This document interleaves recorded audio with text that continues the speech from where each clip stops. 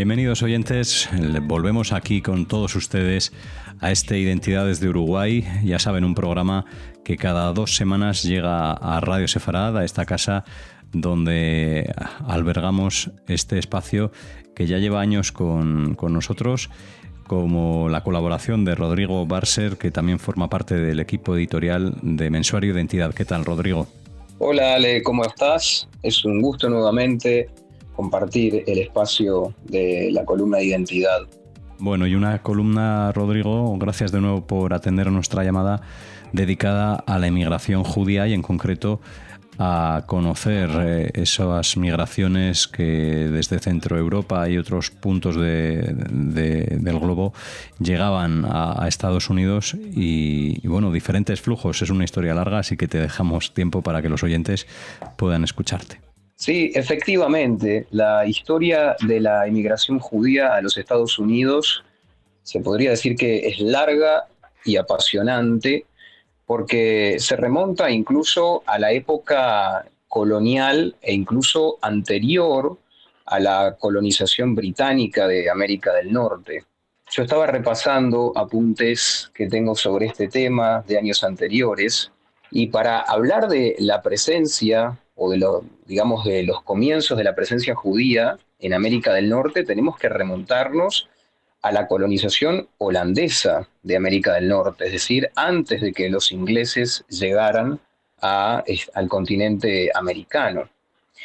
¿Por qué digo esto? Porque en realidad los judíos comienzan a llegar a América del Norte unos 150 años después de la expulsión de los judíos de España, cuando los holandeses se establecen en Brasil y en territorios vecinos. Estos colonos holandeses eran comerciantes o manufactureros que viajaban en barcos de su propiedad y cuando los holandeses ocupan Brasil y lo que decía, territorios aledaños, los judíos pueden hacer pie en América. ¿Por qué pueden hacer pie en América? Porque a diferencia de lo que pasaba, por ejemplo, en la península ibérica, los judíos en Holanda habían podido empezar a gozar de cierta libertad o tolerancia, quizás mejor dicho, religiosa.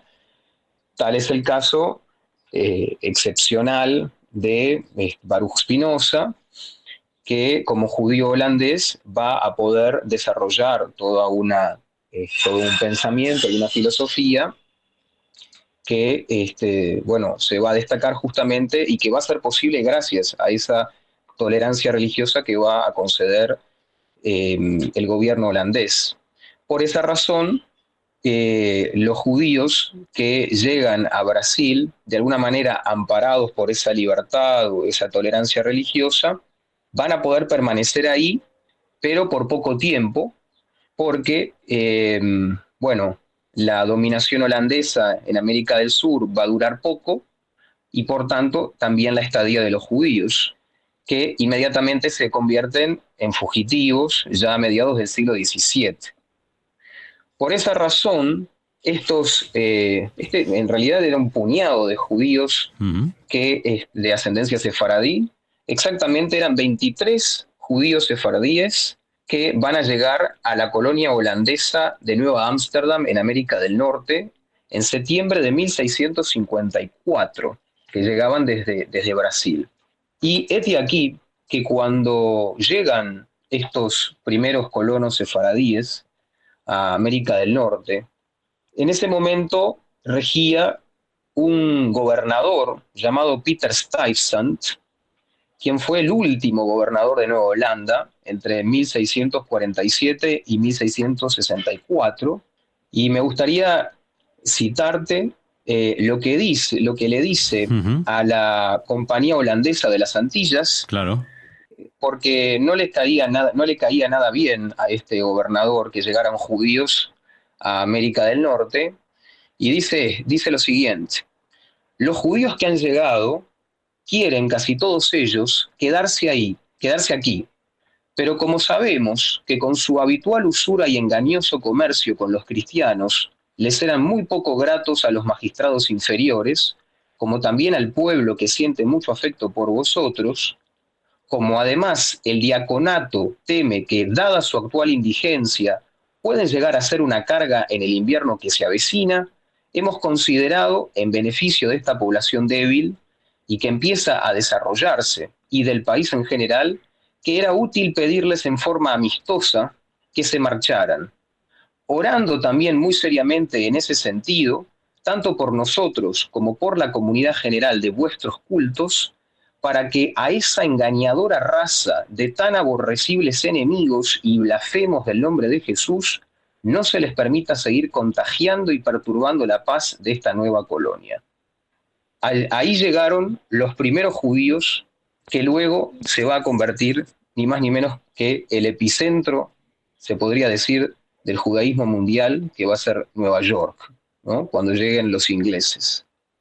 Bueno, ante semejantes declaraciones, en la Compañía Holandesa de las Antillas había, digamos, accionistas judíos holandeses que van a ejercer su influencia, van a mover hilos para que se puedan quedar esos judíos refugiados. Que estamos hablando de 23 judíos, no estamos hablando de un contingente inmigratorio masivo que generar algún tipo de desestabilización económica para la colonia, ¿no? Ahí vemos bueno, otra manifestación de odio antisemita ya en aquella época, que ya no nos sorprende, pero que llama poderosamente la atención, dado bueno, los pocos que eran, ¿no?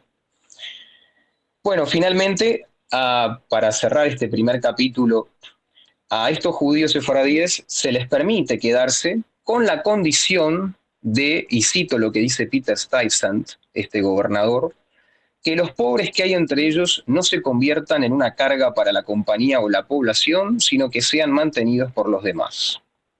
Bueno, la historia judía, de migración judía y de erradicación judía, digamos, a lo que luego va a ser los Estados Unidos, se abre un nuevo capítulo con la colonización británica de América del Norte. Allí la situación va a cambiar considerablemente. Como te decía al principio, los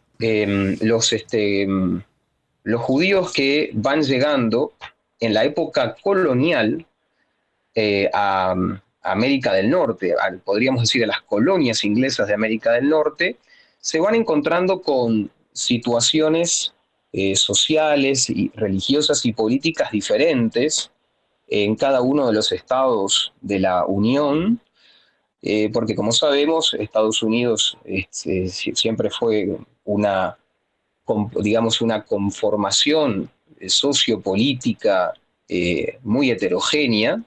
Entonces, a cada región que llegaban los judíos se encontraban con una situación diferente. Por ejemplo,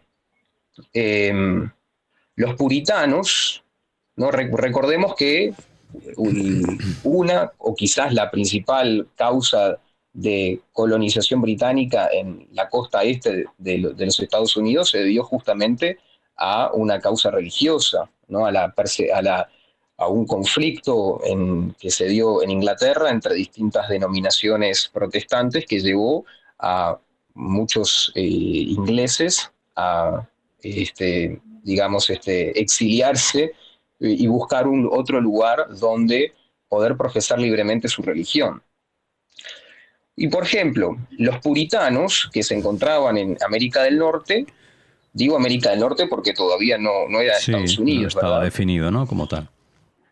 Claro, todavía no se había creado el país. Y bueno, los puritanos, por ejemplo, niegan la admisión de los judíos en Massachusetts y en Connecticut, porque claro, su idea de libertad religiosa se limitaba a su propia secta, ¿no? Ellos eran muy intolerantes a convivir con otras poblaciones de distinto credo. En cambio, en otros estados, como por ejemplo Maryland o Rhode Island, ahí sí los judíos son aceptados, porque la libertad de conciencia ahí era, podríamos decir, inconmovible, innegociable. Entonces ahí los judíos encuentran un terreno, mucho más próspero y libre para poder vivir. Cabe mencionar, por ejemplo, que en Carolina del Sur y en Georgia, la libertad, se concede la libertad religiosa para los judíos y para poder dedicarse a sus oficios, lo cual no era para nada menor, ¿no? Lo cual necesitaban para poder sustentarse. Y ya a principios del siglo XVIII, en Carolina del Sur, por ejemplo, se les permite votar. En 1677, estamos hablando de un siglo antes de la revolución de las colonias inglesas de América del Norte, en Newport se funda un cementerio judío, porque allí era un centro de actividad comercial de judíos muy importante. En Newport, justamente, el jefe de la comunidad, un señor llamado Judah Touro, se ocupa con su hermano de conservar la sinagoga colonial de Newport. Algo interesante de mencionar sobre cómo se van desarrollando, cómo se van conformando las sinagogas de la época colonial de Estados Unidos, es que durante mucho tiempo, incluso cuando ya los judíos esquenazíes habían sobrepasado a los sefaradíes, las sinagogas seguían adhiriendo a las costumbres rituales sefaradíes van a administrar todos los aspectos de la vida judía, pero religiosa. La gran diferencia que se va a dar entre la vida judía norteamericana y la europea es que ahora en América del Norte, en particular en la época colonial de los Estados Unidos, la sinagoga no va a tratar de administrar las actividades económicas de sus integrantes, ¿no? Lo cual va a marcar una diferenciación importante de lo que era el viejo mundo, donde las sinagogas sí grababan las transacciones comerciales, regulaban las publicaciones judías e incluso castigaban a sus miembros por faltas que cometieran en la moral individual o comercial. Por ejemplo, eso se daba en Ámsterdam, en Londres, en Recife. Aquí, digamos, se empieza de alguna forma a notar la incorporación de las ideas de la Ilustración, porque, se va a establecer una división clara entre los dominios religioso y mundano, lo cual, empieza a dar cuenta de la secularización con la que, de alguna forma en Estados Unidos se va a ir dando de a poco. Claro. Podríamos ir avanzando, porque hacia, lo que en vísperas de la revolución de las colonias inglesas de Norteamérica, estamos hablando del año 1776, los judíos de las 13 provincias gozaban ya de cierta relativa seguridad, tenían cierta libertad religiosa y económica y ya gozaban de ciertos derechos políticos. Y algo que no quiero dejar de mencionar, porque para los judíos constituyó una ventaja jurídica importante, es que en el año casi 30 años antes, en 1740, el Parlamento inglés aprueba una ley que va a establecer que los protestantes, cuáqueros y judíos van a poder naturalizarse en las colonias inglesas después de 7 años de residencia. Entonces, todos aquellos judíos que se encontraran en alguna colonia inglesa, pero principalmente en la colonia norteamericana, van a encontrarse con una ventaja social y jurídica de lo más favorable, ¿no? Sumamente positiva. Eso también, por ejemplo, va a permitir que los judíos ya en la época colonial puedan participar en cierto modo, hasta cierto grado, de la vida política, ¿no? de las colonias. Bueno, al estallar la revolución en América del Norte, había aproximadamente entre 2 y 3 mil judíos, en una población total de 2 millones, lo cual quiere decir que un 1% de la población norteamericana era judía. Y algo para nada menor, importante, que habla positivamente del espíritu de libertad que defendían y que encarnaban los judíos norteamericanos ya en la época colonial, es que si bien sus intereses comerciales estaban, digamos, alineados con los de la metrópoli, es decir, con Inglaterra, los judíos van a apoyar la revolución, aunque fuera riesgoso. Por eso, por ejemplo, el presidente americano Coolidge, que fue presidente entre el año 23 y 29, elogia, ¿no?, a los judíos, que dice, por ejemplo, los propios judíos, un considerable número de los cuales estaba disperso por las colonias, se mostraron fieles a las enseñanzas de sus profetas. La religión judía es en forma predominante la religión de la libertad. Desde el principio del conflicto entre las colonias y la metrópoli, estuvieron en forma abrumadora en el bando de la revolución que empezaba. Bueno, en la época colonial van apareciendo distintas figuras judías de renombre. Va a aparecer un señor llamado, por ejemplo, Adolfo Sterne, en el estado de Texas, que va a combatir en la guerra contra México y más tarde va a ser miembro del Congreso Tejano. Otro señor llamado David Kaufman, egresado del Princeton College, que va a ser electo para la legislatura justamente tejana. Un médico llamado Mose Albert Levy, que prestó servicios como cirujano general en el ejército de Sam Houston. Un tal Henry Castro, que fue cónsul general en Francia de la República de Texas, etcétera. Bueno, pues una larga trayectoria, ¿no? Una migración, como tú ya comentabas al principio, de no solo unos años, ¿no? Es toda una carrera de más de un siglo, y ya entrados en este 2021, los judíos modernos, que quizá podríamos abordarlo en otra llamada, Rodri. Sí, como te decía, esta historia es larga. Fíjate que apenas pudimos abordar la época colonial.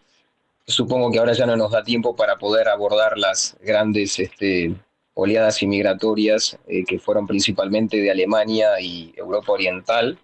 Así que quizás, si te parece, podemos dejarlo para una próxima entrega. Pues yo creo que sí, yo creo que los oyentes además se quedan también con las ganas de saber un poco más de estas migraciones más cercanas en su tiempo, contemporáneas. Así que ya saben, quedamos con Rodrigo Barser para otra ocasión, para poder continuar con estas migraciones de judíos llegados desde diferentes partes del globo, y en concreto estos últimos siglos, y en concreto, como decíamos, de Centro Europa. Rodrigo Barser, muchas gracias como siempre por acompañarnos y por estar con los oyentes de Radio Sefarad aquí en Identidades de Uruguay. Muchas gracias a ti, Ale, nuevamente, y a Radio Sefarad. Y bueno, un saludo a todos los oyentes.